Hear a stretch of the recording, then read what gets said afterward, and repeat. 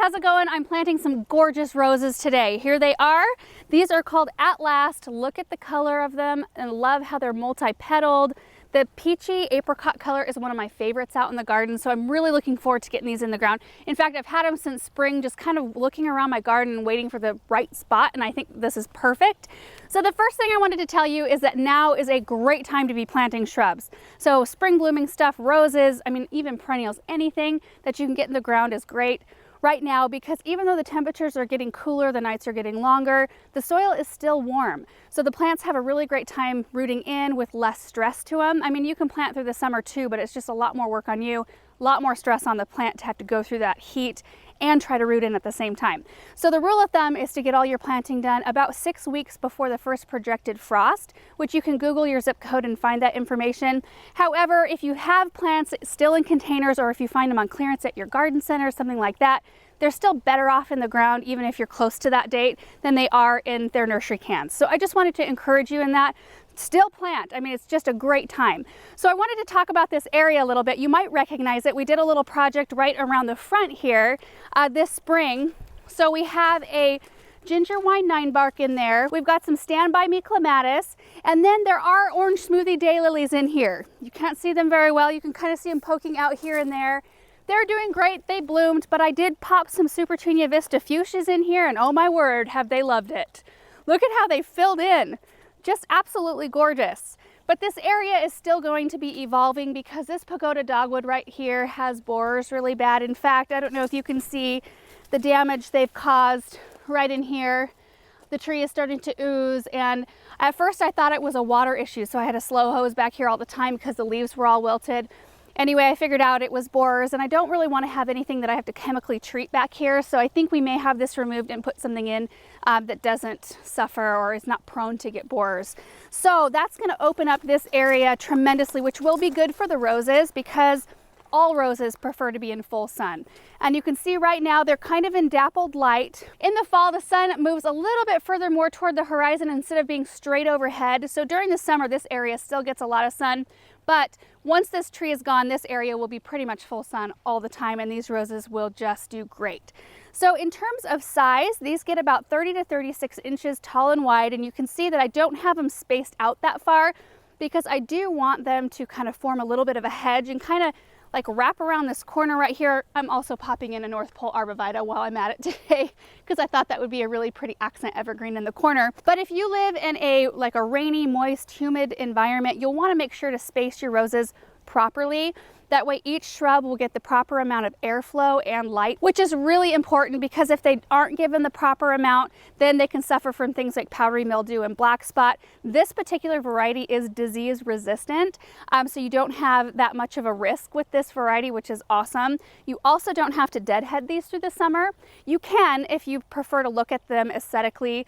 It's a little more aesthetically pleasing to me to keep on top of that, and that way they look fresh and clean all the time. But you don't have to. It's not necessary to keep them blooming throughout the whole year. And toward this part of the year, when they're kind of putting on their last blooms of the season, I tend to like to leave a few. In fact, I just groomed these up the other day, and I left a couple of branches that have some hips, just so you can see. So this is what happens if you don't deadhead your roses. They'll want to form a little seed pod right here.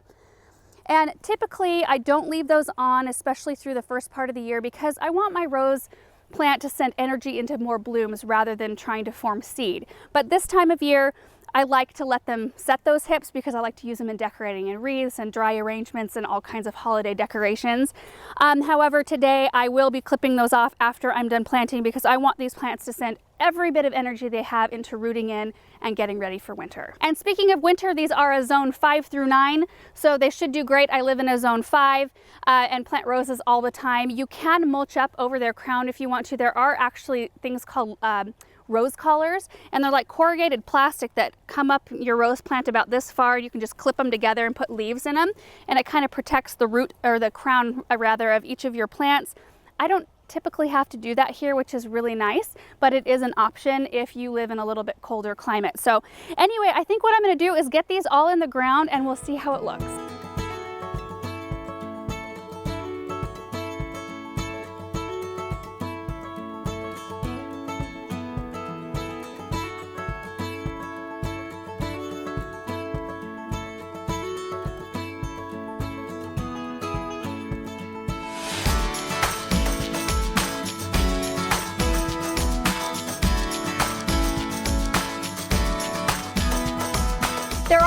and I think that they look so pretty. I think this area is just perfect for them, and honestly, I think that North Pole Arborvitae just made the whole area look complete.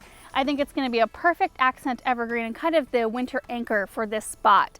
And I did forget to mention that these are fragrant. So not only do you get, you know, kind of the more compact growth, so they're easier to find a space for, you get blooms all through the season, but you also get the smell. And I think that's a super huge, important factor when planting a rose, because not only do I want the pretty blooms, I want them to also smell nice. And also I did mention that I'm going to be cutting off the rose hips so that these plants can send all their energy into forming new roots. So I thought really quickly I would just show you how I deadhead.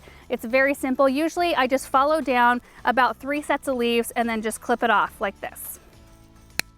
It's really easy to do. Now, if you have something like this one right here, you can see that on this type of rose, you get blooms in clusters. So if that happens, a lot of time, like let's say we have a rose in the center that's done blooming, but the other 2 haven't bloomed yet, you can just clip off this individual rose right at the base where it meets the other 2. And then right here, I've got hips on this branch, but I still have buds on that one.